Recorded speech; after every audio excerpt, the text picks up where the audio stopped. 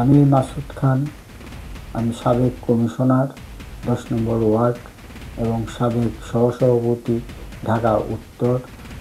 আমি কিছু কথা জনগণের উদ্দেশ্য করে বলেছি। আমরা এই 16 বছর যে নির্যাতিত হয়েছি, সেই নির্যাতনে আমাদের অনেক ছেলেমেয়েরা এবং আপন জনগণ মৃত্যুবরণ করেছেন।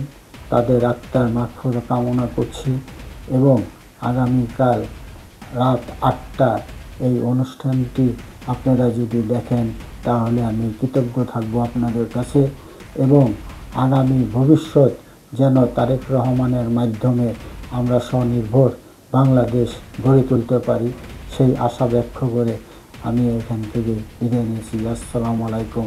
সাংবাদিক ভাইদেরকে ধন্যবাদ।